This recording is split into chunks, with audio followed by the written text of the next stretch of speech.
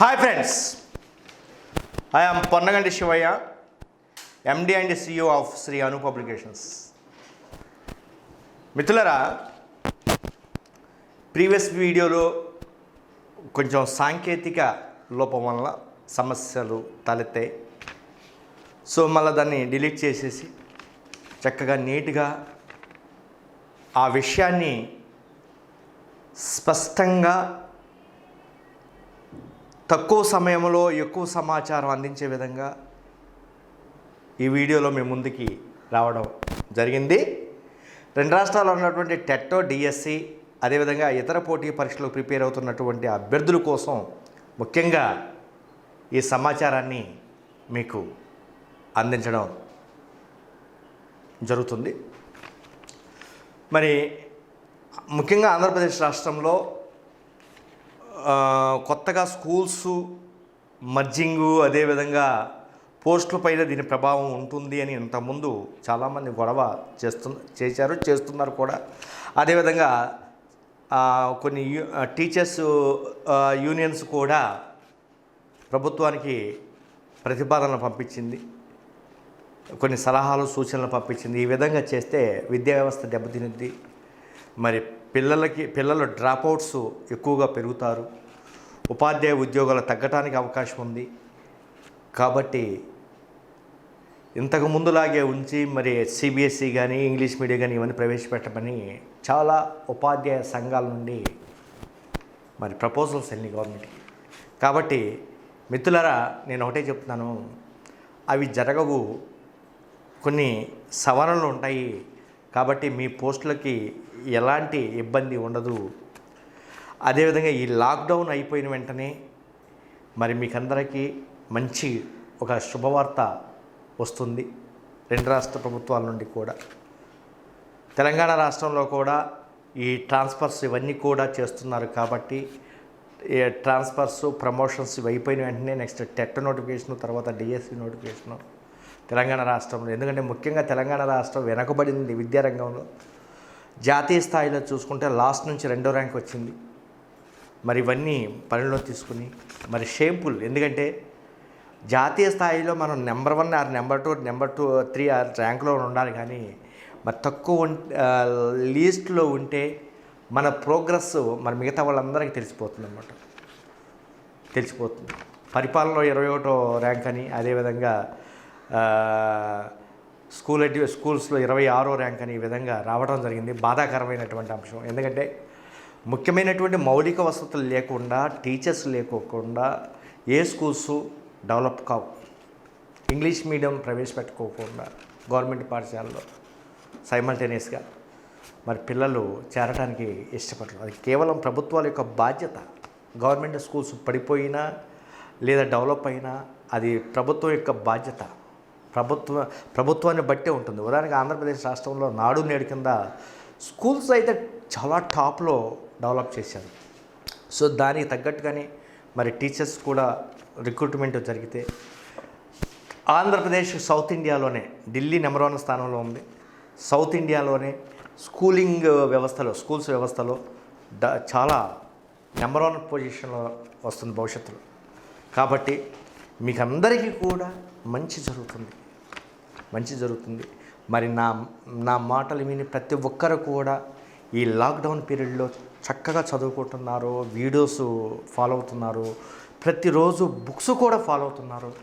కాబట్టి 1 or 2 days late అయినా మీకు ఎప్పటికప్పుడు నేను మా వాళ్ళకి ఇన్స్ట్రక్షన్స్ ఇచ్చాను. బుక్స్ మాత్రం లేట్ చేయొద్దు, ఎప్పటికప్పుడు పంపించండి అని చెప్పడం జరిగిందనమాట. కాబట్టి మీకందరికీ నా తరపున అను పబ్లికేషన్ తరపున ప్రత్యేకమైన ధన్యవాదాలు. ఎందుకంటే ఈ టైంలో మీరు ఫాలో అయినటువంటి వాళ్ళు కాబట్టి, మీకు ఇంట్రెస్ట్ ఉంటుంది కాబట్టి, ఉంటేనే మీరు ఫాలో అవుతారు కాబట్టి మీకు గ్యారంటీగా జాబ్ వస్తుంది. ఇదే విధమైనటువంటి ఒరవడితో, ఇదే విధమైనటువంటి స్పీడ్తో మీరు అంటిల్ ఎగ్జామ్ వరకు నోటిఫికేషన్ ఎగ్జామ్ వరకు మీరు కంటిన్యూ చేస్తే మీరే విజేత.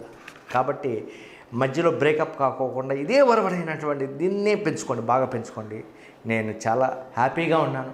మీరందరూ చక్కగా చదువుతున్నారు. అయితే అందరంటే ముఖ్యంగా ముఖ్యంగా ఎవరైతే బాగా ఇంట్రెస్ట్గా ఉందో నాకు ఉద్యోగం కావాలి అని అనుకుంటున్నారో మరి ఇవన్నీ లెక్క చేయకోకుండా మరి మీరు చక్కగా చదువుకుంటున్నారు. మీకు నాకు నా శాయశక్తుల మీకు ఏదైనా చేస్తాను. నేను చేయగలిగిన దాని వరకే నేను చేస్తాను. నేను ఇంకోటి ఏమనుకుంటున్నానంటే మీకందరికంటే ఎవరు మే అండ్ జూన్లో పుస్తకాలు, వీడియోస్ ఇవన్నీ తీసుకున్నటువంటి వాళ్ళందరికీ కూడా రేపు మన మోడల్ పేపర్స్ టెట్కి, డిఎస్సికి ఇవన్నీ మోడల్ పేపర్స్ రిలీజ్ అవుతున్నాయి అన్ని సబ్జెక్టుల్లో.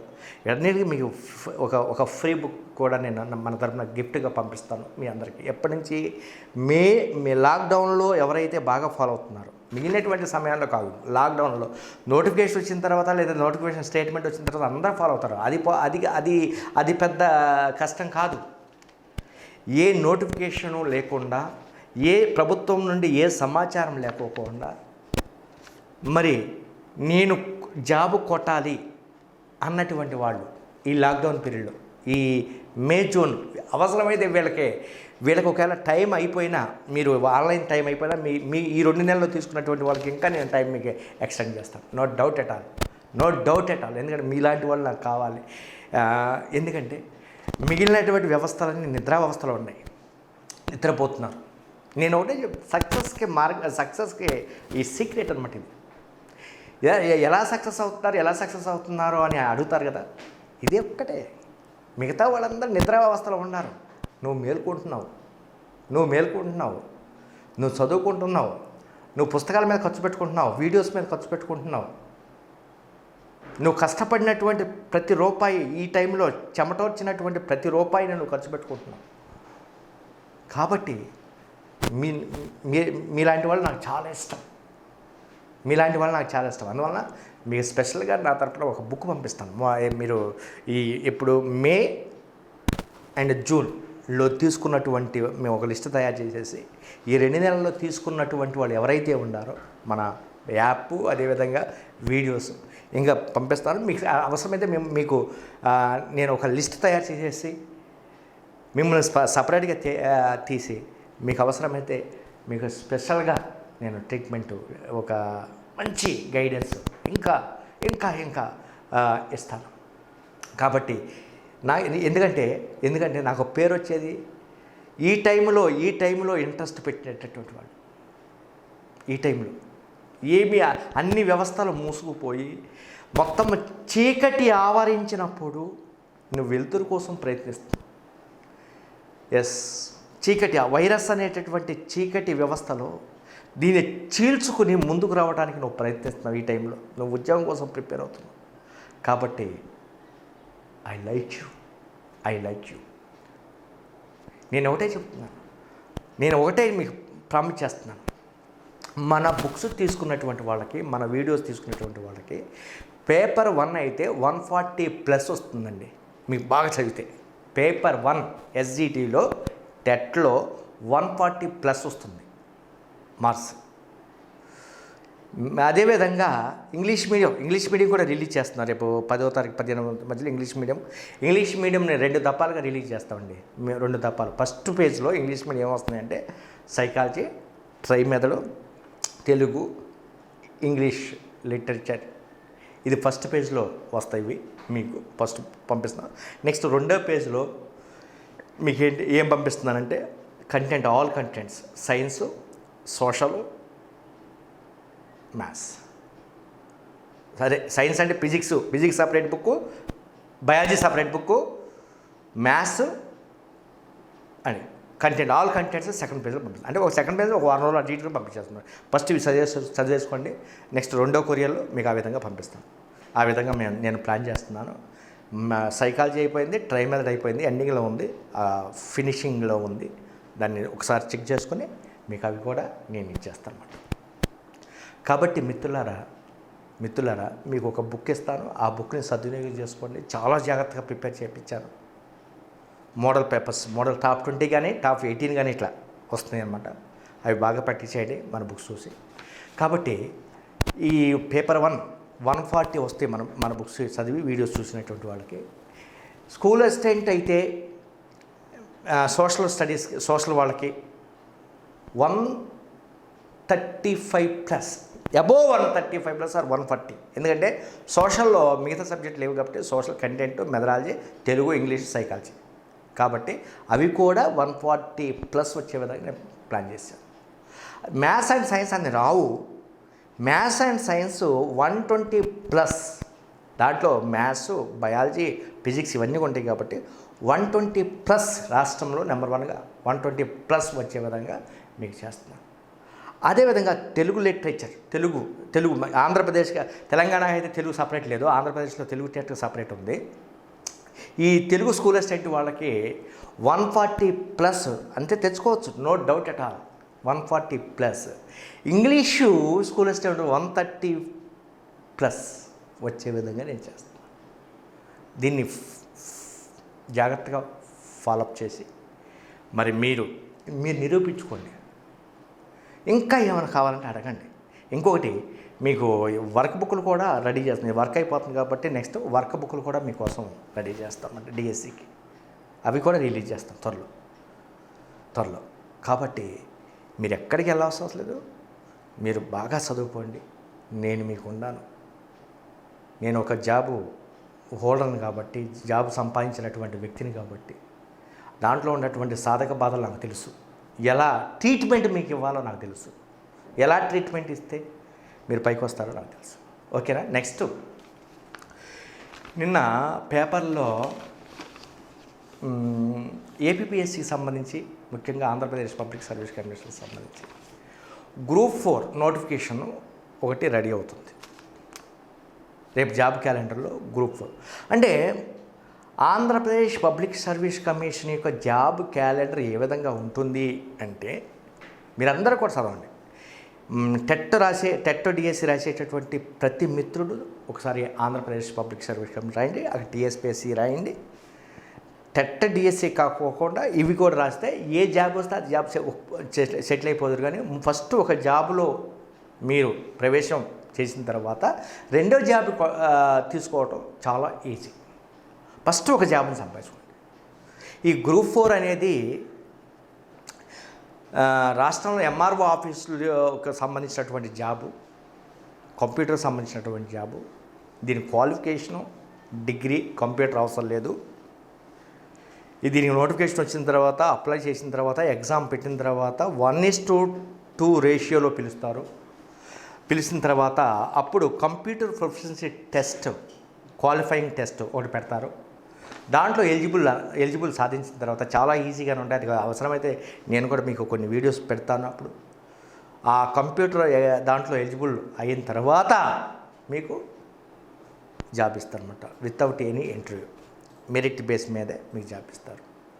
ఇది డిగ్రీ, నాట్ ఇంటర్మీడియట్. చాలామంది అడుగుతున్నారు, సార్ ఇంటర్మీడియట్ కాదు, ఇది డిగ్రీ క్వాలిఫికేషన్తో ఉన్నటువంటి జాబు. కాబట్టి మీరందరూ కూడా అప్లై చేయండి. ఈ నెలలోనే, బహుశా ఈ లాక్డౌన్ అయిపోయిన వెంటనే మీకు ఈ జాబ్ క్యాలెండర్తో పాటుగా ఇది వస్తుంది. ఆల్రెడీ ఇది అప్రూవల్ అయిపోయింది ఫైనాన్స్ డిపార్ట్మెంటు 2018లోనే. అప్పుడే టీడీపీ గవర్నమెంట్లోనే ఈ నోటిఫికేషన్ అప్రూవల్ అయింది. కాబట్టి ఎలాంటి ఫైనాన్స్ క్లియరెన్స్ లేదనమాట.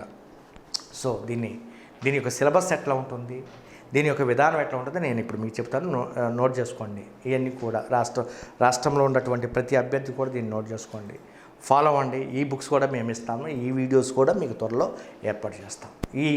దీనికి సంబంధించినటువంటి పేపరు ఫస్ట్ ఏపీపీఎస్సి నుంచి వచ్చేటటువంటి నోటిఫికేషన్లు ఏముంటాయంటే, రేపు ఏపీపీఎస్సి 1 గ్రూప్ 1, 2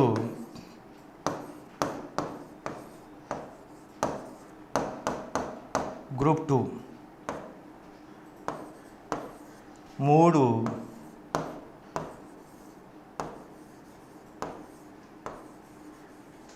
సచివాలయాలు.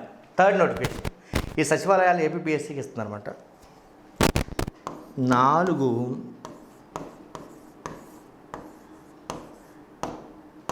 గ్రూప్ 4. ఇవి 670 పోస్టులు గ్రూప్ 4. ఇంకా కలవచ్చు. సచివాలయాలు ఎన్ని ఇస్తారో వాళ్ళు మరి ఇంకా రాలేదు ఇన్ఫర్మేషను. ఈ గ్రూప్ 2 సుమారు ఒక 1000, మినిమం 1000. ఇవి ఒక 150 నుంచి 250 మధ్యలో ఉండటానికి అవకాశం ఉంది.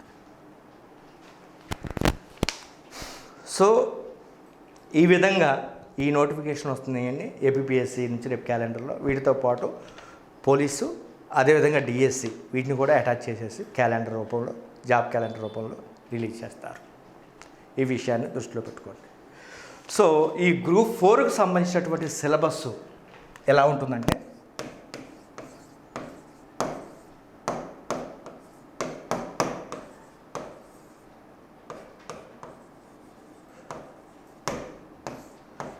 దీంట్లో అయితే ఇంతకుముందు ప్రభుత్వంలో ప్రిలిమ్స్, మెయిన్స్ అనేవి 2 పేపర్లు ఉండేవి. మరి ఇప్పుడు ఒక పేపర్ పెడతాడా, 2 పేపర్లు పెడతాడా, 2 ఎగ్జామ్స్ పెడతాడా అనేది ఇంకా రాలేదు. నేను అనుకున్న ఒకటే పేపర్ పెడతాడేమో. 2 పేపర్ల వల్ల బర్డన్గా ఉంటుంది, పిల్లలకి చాలా ఇబ్బందిగా ఉంటుంది, టైం వేస్ట్ అవుతుంది అనేటటువంటిది ఆలోచన ప్రభుత్వం ఉంది. కాబట్టి నేను అనుకునేది ఒకే పేపర్ కండక్ట్ చేయొచ్చు. దీంట్లో సిలబస్ ఏ విధంగా ఉంటుందంటే 150 మార్కులకి పేపర్ ఉంటుందండి. 150 మార్క్స్కి పేపర్ ఉంటుంది. ఈ 150 మార్కుల్లో 100 మార్కులకి జిఎస్ అండ్ మెంటల్ ఎబిలిటీ.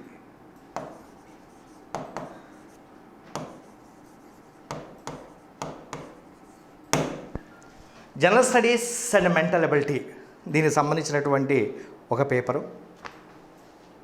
అంటే ఈ పేపర్లోనే 100 మార్కులకి. నెక్స్ట్ మిగిలినటువంటి 50 మార్కులకి తెలుగు అండ్ ఇంగ్లీష్.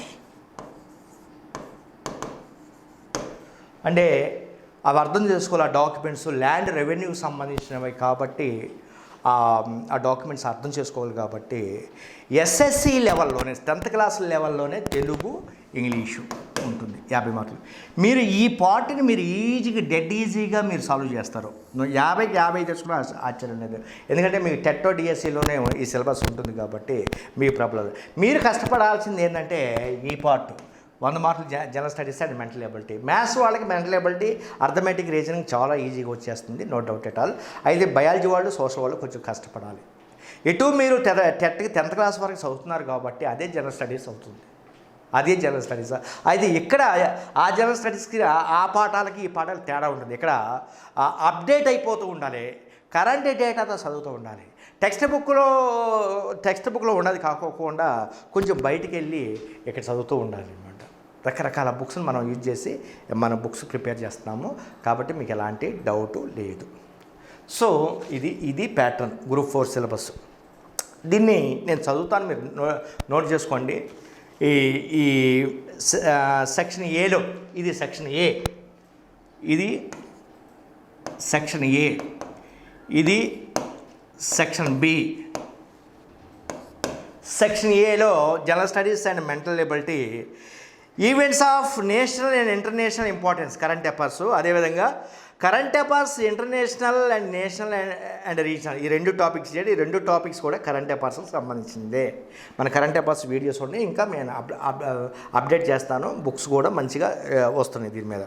అదేవిధంగా general science and it application to the day to day life, contemporary developments in science and technology and information technology. సమాచార ప్రచార వ్యవస్థలో వస్తున్నటువంటి మార్పులు, సాంకేతికతలో వస్తున్నటువంటి మార్పులు,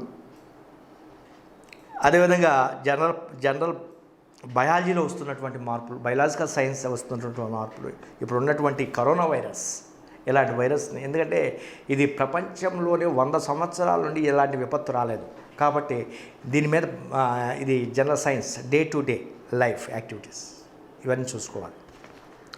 next 4th one, socio economic and political history of modern India with emphasis on Andhra Pradesh. అంటే modern ఇండియాని మాత్రమే తీసుకున్నాడు. మోడర్న్ ఇండియా బ్రిటిషర్స్ వచ్చినప్పటి నుండి మాత్రమే తీసుకుని విత్ ఎంపసిస్ ఆన్ ఆంధ్రప్రదేశ్, ఆంధ్రప్రదేశ్ని దృష్టిలో పెట్టుకుని చదవాలి.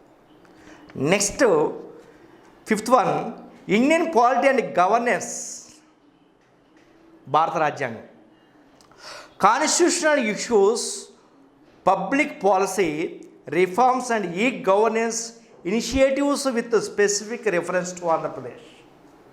అంటే ఈ సేవ, మీ సేవలు వస్తున్నటువంటి ఆంధ్రప్రదేశ్ గవర్నెన్స్లో వస్తున్నటువంటి మార్పులు, సంస్కరణలు ఇవన్నీ కూడా తీసుకురావాలి. ఇవన్నీ కూడా చదవాలి.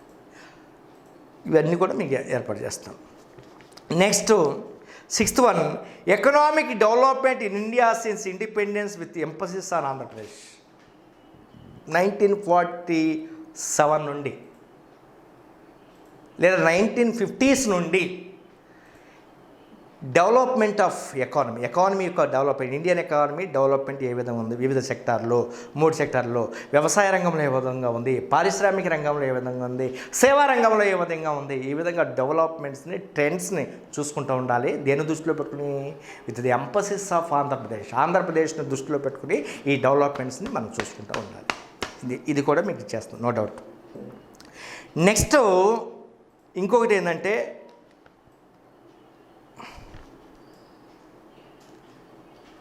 Seventh one, physical Geography of India sub continent and Andhra Pradesh. అంటే జాగ్రఫీని, ఇండియన్ జాగ్రఫీ చూసుకోవాలి, ఆంధ్రప్రదేశ్ జాగ్రఫీ చూసుకోవాలి. మారుతున్నటువంటి పరిస్థితులకు అనుగుణంగా ఇప్పుడు జమ్మూ అండ్ కాశ్మీర్ మరి రాష్ట్రం మరి కాదు, కేంద్రపాలిత ప్రాంతం అయింది. మరి ఈ విధంగా డివైడ్ అయినటువంటి ప్రాంతాలను చూసుకోవాలి. లేటెస్ట్ ట్రెండ్స్ ఇన్ జాగ్రఫీని చూసుకోవాలి. అదేవిధంగా ఆంధ్రప్రదేశ్ జాగ్రఫీ, 13 జిల్లాల యొక్క జాగ్రఫీని చూసుకోవాలి. నెక్స్ట్ డిజాస్టర్ మేనేజ్మెంట్, విపత్తు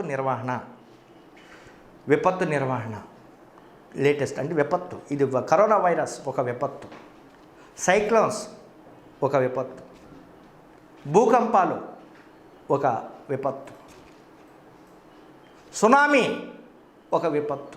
వీటన్నిటిని కూడా చాలా జాగ్రత్తగా పరిగణలోకి తీసుకోవాలి. Sustainable development and environmental protection. Next 9వ యూనిట్. ఇది సుస్థిరాభివృద్ధి అండ్ ఎన్విరాన్మెంటల్ ప్రొటెక్షన్, పర్యావరణ పరిరక్షణ. సుస్థిరాభివృద్ధి మరియు పర్యావరణ పరిరక్షణ.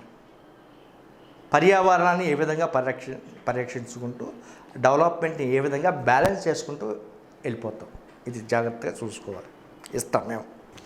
నెక్స్ట్ 10వ యూనిట్ లాజికల్ రీజనింగ్ అంటే mental ability, reasoning, analytical ability and data interpretation.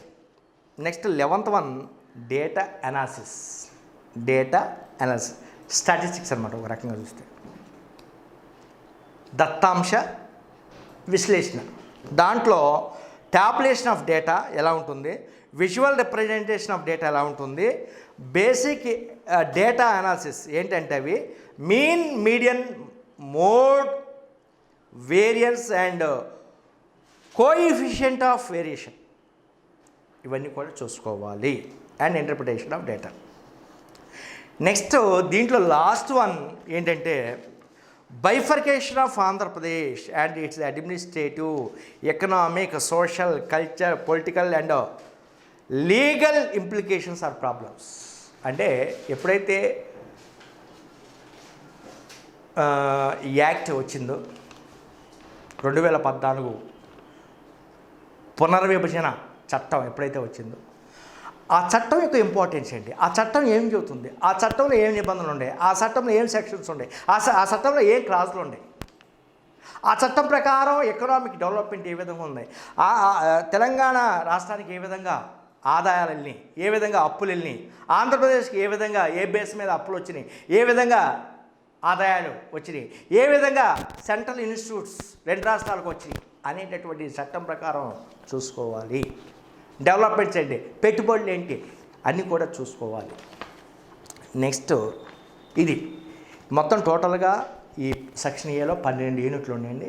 ఈ 12 యూనిట్లకు సంబంధించినటువంటి బుక్స్, వీడియోసు మీకు అతి త్వరలో ఏర్పాటు చేస్తున్నాము. ఈ లాక్డౌన్ అయిపోయిన వెంటనే దీనికి సంబంధించి టెట్ డిఎస్సి ఏ విధంగా వీడియోస్ని మేము ఏర్పాటు చేసామో, బుక్స్ని ఏ విధంగా ఏర్పాటు చేసామో, అదేవిధంగా ఏపీపీఎస్సి అండ్ టీఎస్పీఎస్సికి సంబంధించినటువంటి కూడా మీకు ఏర్పడుతుంది. అక్కడ కూడా తెలంగాణ రాష్ట్రంలో టీఎస్పీఎస్సికి గ్రూప్ 1 వస్తుంది, గ్రూప్ 2 వస్తుంది, గ్రూప్ 3 వస్తుంది, గ్రూప్ 4 వస్తుంది. వీటన్నింటినీ మీకు మీ ముందుకు తీసుకొస్తున్నాము.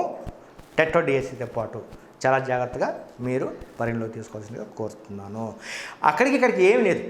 తేడా ఏంటంటే అక్కడ తెలంగాణ ఈవెంట్స్ చూసుకోవాలి, ఇక్కడ ఆంధ్రప్రదేశ్లో ఏపీ ఈవెంట్స్ చూసుకోవాలి. మిగతా అన్నీ కామన్. తర్వాత part B general English and Telugu. English ఏంటంటే ఆల్రెడీ మీకు ఉన్నాయే, మీరు సపరేట్గా చూసుకోవసరం లేదు. Comprehension passages, usage and idioms already మీకు గ్రామర్లో ఉంది. Next vocabulary and punctuation. Vocabulary antonyms, synonyms, homonyms, homophones, homographs, hypernyms, ఇవన్నీ కూడా వెకాబులరీ. నెక్స్ట్ ఏది ఎస్ఎస్సి లెవెల్, 10th లెవెల్.